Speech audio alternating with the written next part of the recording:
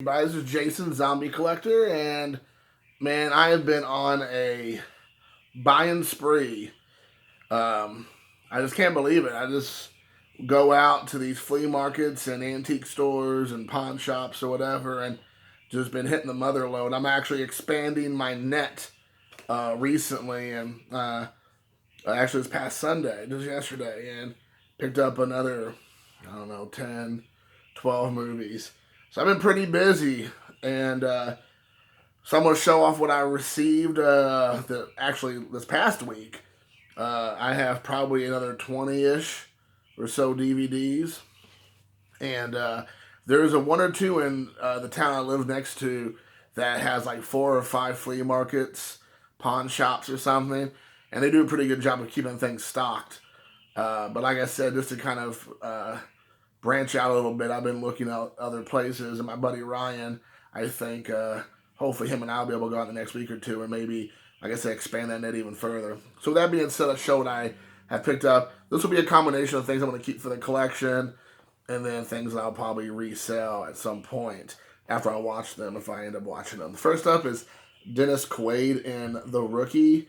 Now, the little boy in this actually ends up being in Two and a Half Men, if I'm not mistaken. I think his name's like Angus. I can't remember exactly, but I want to say it's Angus something. But this is a good movie. It's based on a true story from Disney. The guy is a teacher at a high school, and he tried out, I believe, for Major League Baseball team, but he wasn't any. He was good, but he wasn't good enough, and he ended up having some sort of surgery, and he just never really, went back to play. He just focused on being a high school. I want to say some sort of like math teacher, science teacher, and anyways, and so he was talking about his, Major League Baseball brush with greatness, and his students challenged him to try out for, I believe, the Tampa Bay Rays. But back then, I think they were the Devil Rays. And long story short, he ends up making the team, and he ends up having, I don't want to say a successful career in Major League Baseball, but he ends up playing MLB for a handful of years, and this is the story about that. So, very, very cool. Very cool. Based on a true story, and this is a really good movie. It's real heartwarming, and it pulls at the old heartstrings. Next up is Tooth and Nail. It's a Christian, I want to say like alternative label from back in the 90s. I mean, I lived and breathed Tooth and Nail Records when I was growing up. They had so many great groups on this label. They were out of, I believe, Seattle, Washington. Some of the groups is Stretch Armstrong, MXPX, Starflyer 59, the OC Supertones, Goaty Hooked, Joy Electric, which is one of my favorite groups, I guess. It's really just Ronnie. But Joy Electric, you got Living Sacrifice, Value Pack, Strong Arm, the Huntingtons, Slick Shoes, Fan Mail, Puller, Strong Arm. I don't know if I said Strong Arm, Goaty Hook.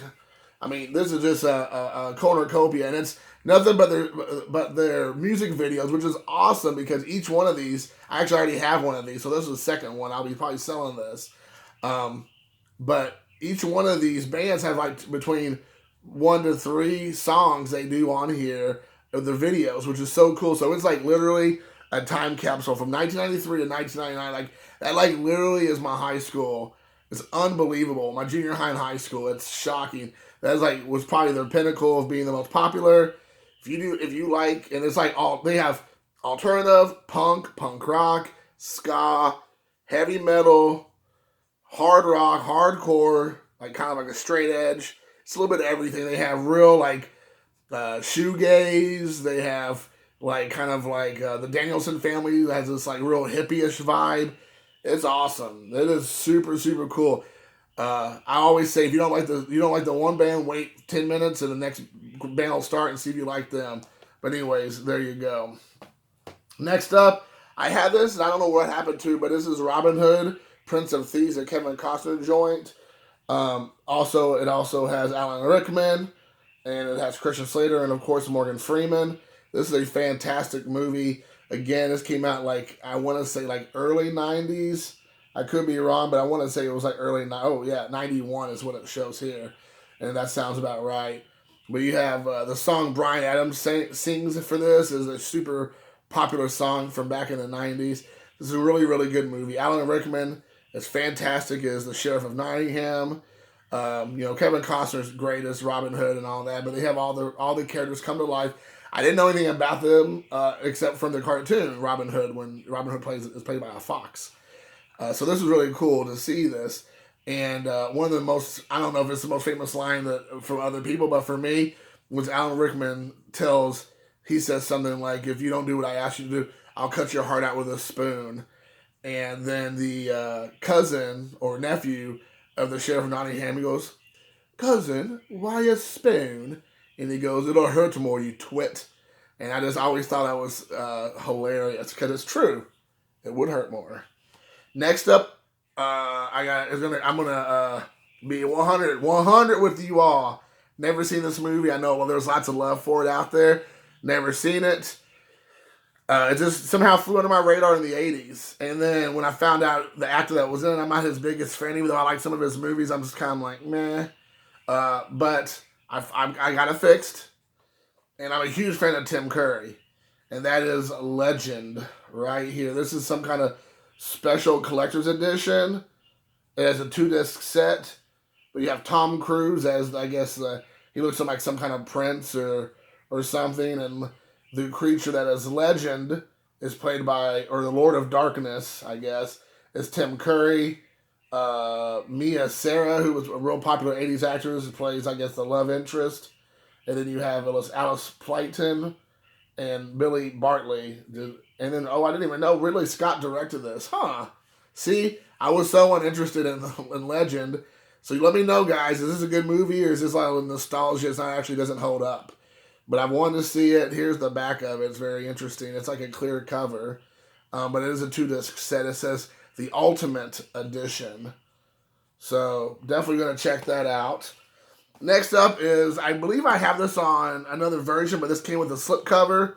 And this is X-Men First Class. This is the first movie they released, I believe, after X-Men Part 3, The Last Stand. They kind of rebooted the entire X-Men series with Fox or whoever ended up owning this. I think Fox owned it until Marvel/Disney bought it back. But you have a lot of characters that are introduced for the first time in different roles. We have Beast. Well, Beast has been introduced in Part 3, but it wasn't the same. He's completely different in this. Mystique's completely different. She's kind of like a good guy. You have Havoc, I believe. That's a new character. You have Professor X before he becomes Professor X. He's more like Charles Xavier. And so anyways, you also end up having Emma Frost, I believe, for the first time. And you have Magneto before Magneto's Magneto kind of thing. That's Eric, I think, Lyncher. So anyways, guys, Kevin Bacon's in this. It's a very interesting movie. I like it. Surprisingly, this is like one of the only ones I actually do like when they redid the X-Men movies. They started getting goofy, and I just wasn't a big fan of the X-Men movies later on. But I did end up liking that First Class, so it was good. It was like it kind of gets a little bit brutal. There's a few characters that get like wasted in that you're kind of surprised by, so I'll give them credit for that. Next up is a Nicolas Cage triple feature. You can't go wrong with Face Off, Snake Eyes, and Bringing Out the Dead. I'm a huge fan of Nicolas Cage. I know he kind of is real campy, especially later in life, and he's just like, it'll look like he'll do anything. Like, it's like, hey, I'm going to have you star in this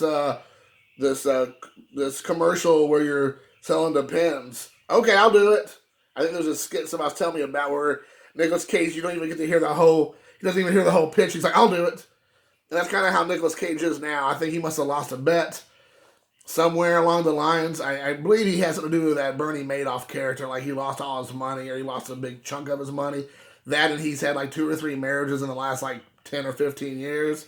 So I'm sure each one of those females got whatever they could get out of him. So I'm sure he has to keep working just to afford his livelihood. But I've seen all 3 of these movies at different times, but I didn't have them all 3 together. And I don't know if I have all 3 movies anymore. But it's nice to have them all on widescreen.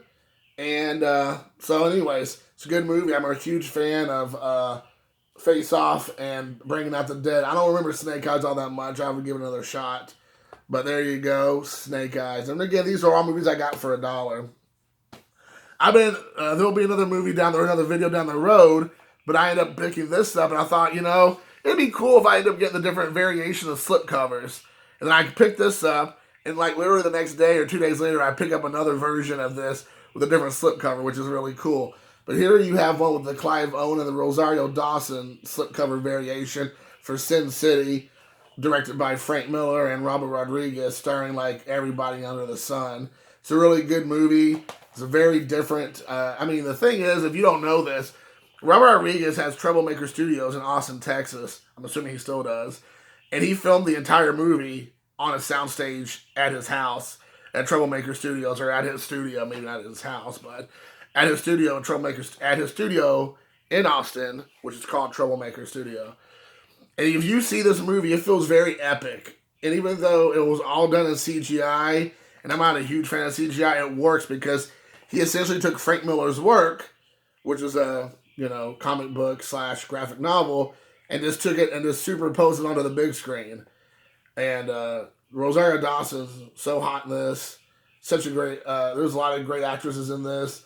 You have Jessica Alba, you have Clive Owen, you have Mickey Rourke, you have Brittany Murphy, you have Bruce Willis, you have Benicio del Toro.